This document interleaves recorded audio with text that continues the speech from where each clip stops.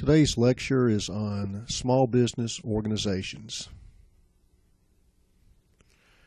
The easiest way to begin a business is just by beginning, without filing any paperwork, without organizing anything, without going through any legal formalities.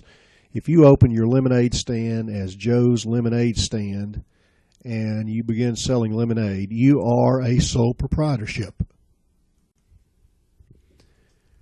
You file no paperwork. You have no documents that are necessary to begin working. You just become a sole proprietorship. But the fact that that's the simplest means of operating a business does not mean it's the best.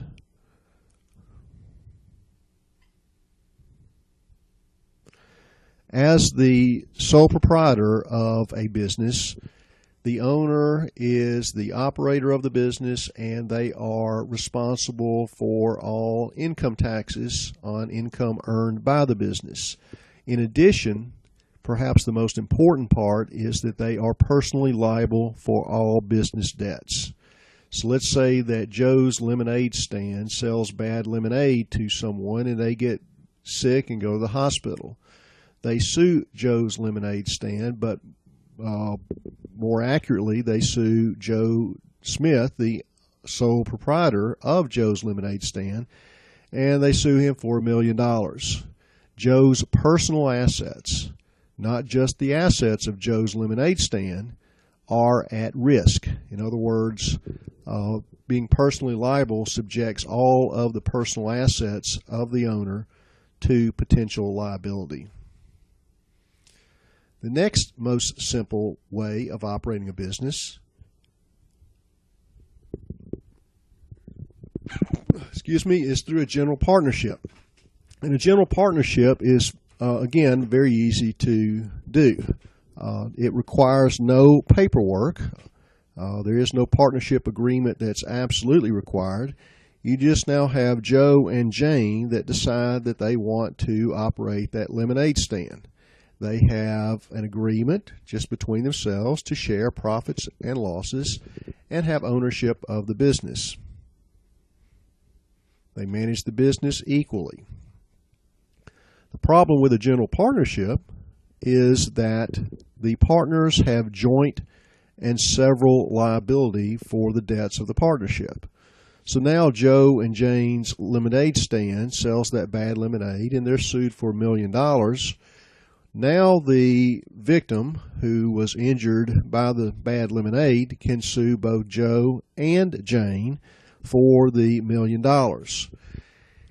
If they are successful in recovering a $1 million judgment against the Joe and Jane, the victim is entitled to collect from either Joe or Jane, or both, the entirety of the debt of the partnership. In other words, $1 million debt, if Joe has money that's easy to find, Joe might be the one paying the entire $1 million, not just half of it, even though he's only a half owner in the business.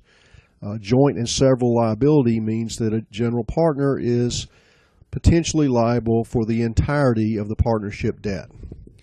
Now, there's an important part here that's not on the partnership slide, and that is that the partners have what is known as a right of contribution with respect to each other. In other words, if they pay more than their share of the partnership debt, then they are entitled to recover from the other partner the portion that they paid that should have been the other partner's portion. So if Joe pays $1 million, he has a right of contribution against Jane for $500,000 if Jane has the money. You see where I'm going with this.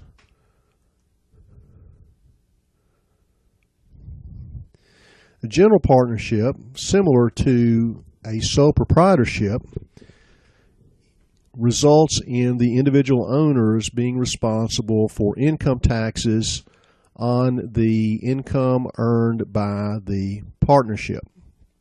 In this case, the partners are going to be responsible for the proportionate share of taxes according to their ownership percentage. Let's say instead of being sued by someone for $1 million, the Joe and Jane's lemonade stand is highly successful and earns $1 million of income and in a given year.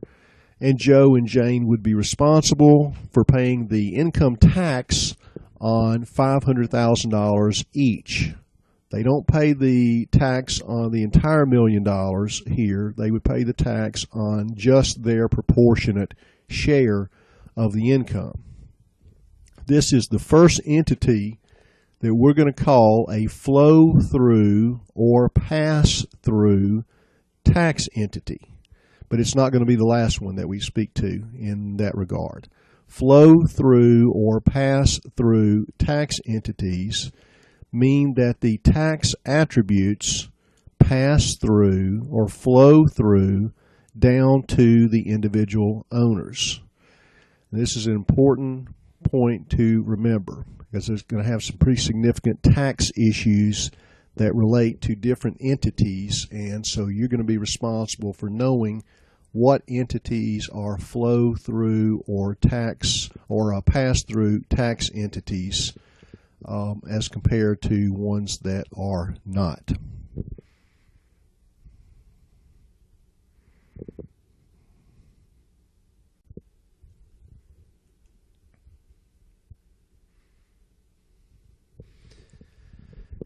Unless a partnership agreement is prepared, and there's nothing to keep partners from preparing a written partnership agreement, it's just not required.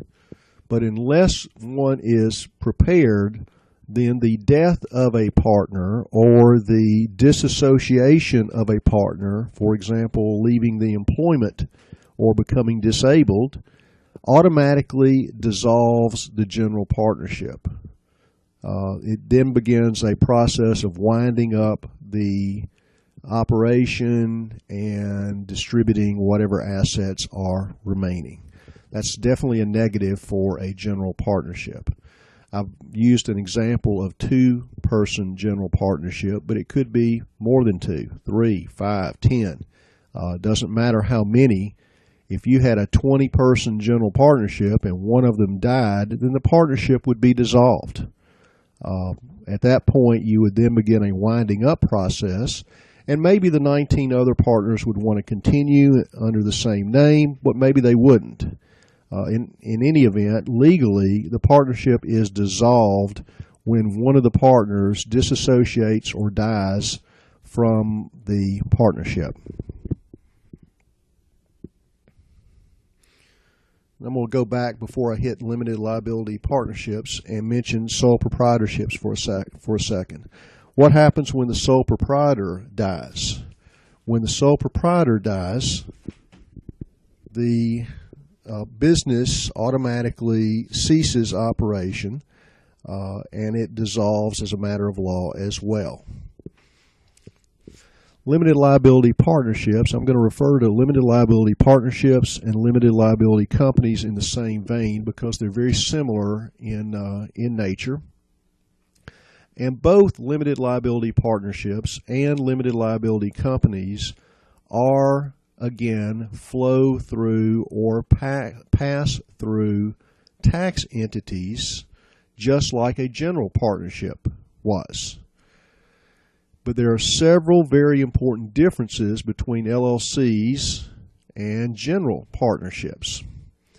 First major difference is that it is a creature of statute. And what this means is that some formality is required. You can't just be one like you are when you begin operating as a general partnership. You have to file something. For a limited liability company, you have to file articles of organization or a certificate of formation with the judge of probate and the Secretary of State. In addition to formalities being required, there's something very important benefit to a limited liability partnership or a limited liability company, and it's defined by the name, and that is limited liability. Now let's say that Joe and Jane decide to operate that lemonade stand not as a general partnership, but as a limited liability entity. If, say, they are a limited liability company, then they are limited in liability to whatever they put in. So let's say that Joe and Jane each put $10,000 of their own money into the lemonade business. And they purchased lemonade supplies and build a couple of stands and begin operating. And then they get sued for $1 million. Well, if the limited liability company gets sued for $1 million and the victim is successful, they have a $1 million judgment against Joe and Jane's Lemonade Stand, LLC. What does that mean? Well, it means that whatever money and assets that the limited liability company has can be used to satisfy the judgment. Does that mean that Joe's personal house and Jane's bank account can be used to satisfy the judgment? No, it does not. Joe and Jane's personal assets are protected because of the type of entity they chose, a limited liability company or a limited liability partnership.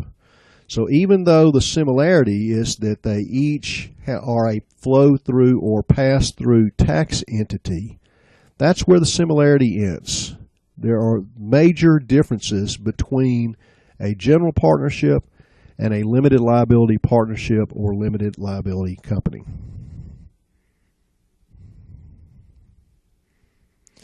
A limited partnership, one thing I want to mention on slide 6 here, is that it requires having at least one general partner. Now, why would you want to be a general partner? Because a general partner has unlimited liability. You have a Joe and Jane's Lemonade Stand limited partnership, and you have Frank that is the general partner. Well, now they get sued for $1 million. The victim is successful.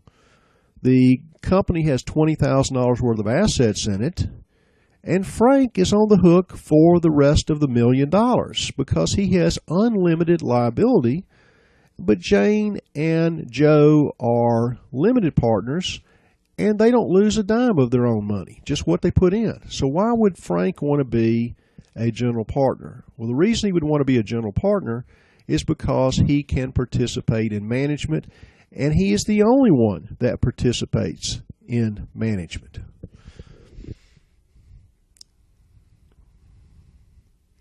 One other thing before I begin slide 7, and that is that a general partner does not have to be an individual. You can actually set up a corporation, and the corporation can be a general partner. And maybe there's no money in the corporation or very little money in the corporation. We'll talk about that a little bit later as well. Limited liability companies. Unlike a limited partnership, and there are a lot of differences between these, I highly recommend that you write these things down and try to analyze what are the differences between the two, what are the similarities between the various types of entities, because that's the way you'll be tested. A limited liability company is different from a limited partnership because every owner of a limited liability company, and the owners are called members, every member participates in management. You remember, in a limited partnership, who participates in management? Only the general partner. In a limited liability company, who participates in management? All the members do. Limited liability company is a flow-through tax entity, just like a limited partnership is. In slide 8, you see most states require at least 2 owners. That is dated information. This was a 2009 publication, and I'm not sure that was accurate in 2009. It is certainly not accurate today. I believe all states recognize a one-owner limited liability company. The state of Alabama certainly recognizes a one-owner limited liability company.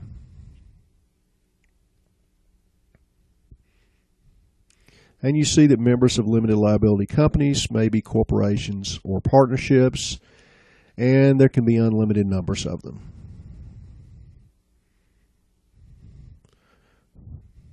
It's a nice chart in slide 10. Please review that, but I'm focusing on the most important aspects separately on the individual slides.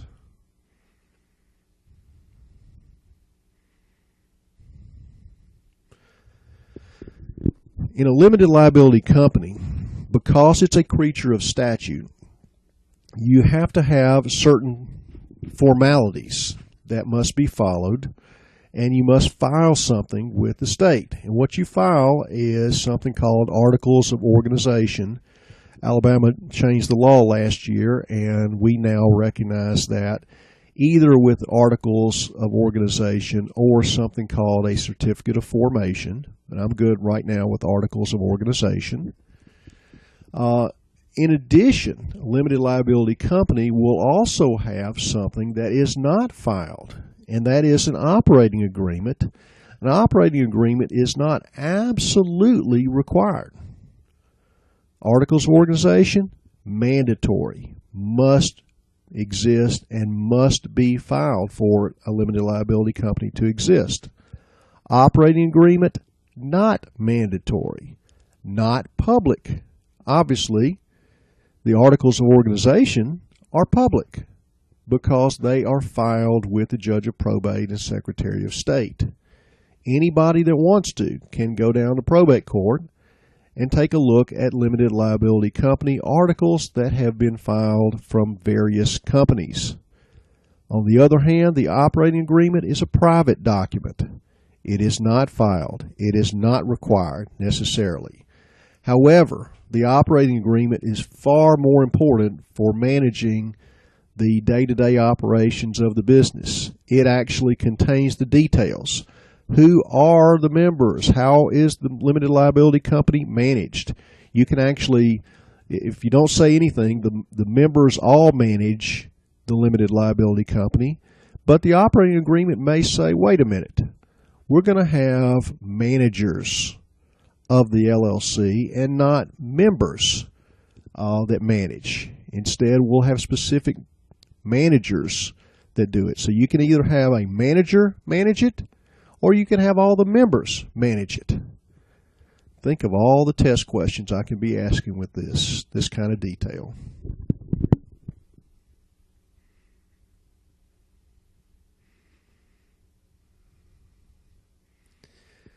I basically want to mention that franchises basically is an arrangement of sorts in which a parent company or franchisor will allow the use of certain of its intellectual property rights, such as trademark, trade names, etc., to be used by someone else, typically called the franchisee.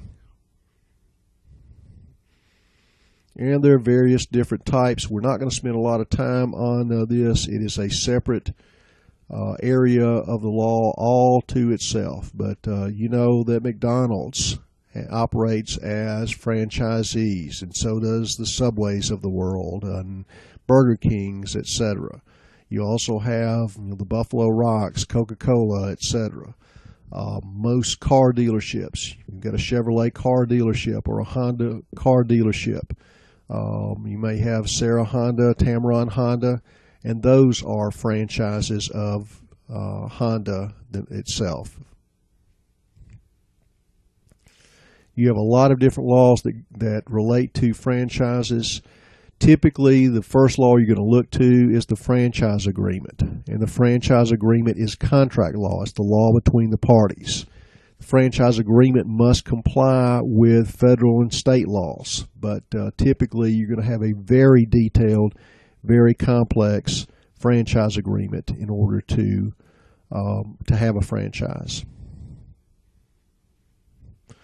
And what does it typically require? Money. Lots of money. I don't recall now how much, but I seem to recall the last time I checked, in order to have a McDonald's franchise, you needed to have about $500,000 to pay to McDonald's, and you had to have a net worth in excess of $1 million. And the reason for that is, number one, McDonald's is going to require a large sum in order to use their name. And two, they're going to require a substantial net worth of the owner to make sure that they have enough money to successfully operate the business. What does the franchisee get in for return? Usually some sort of territorial limit and some sort of agreement that either allows or requires them to buy supplies and merchandise, etc., from the franchisor.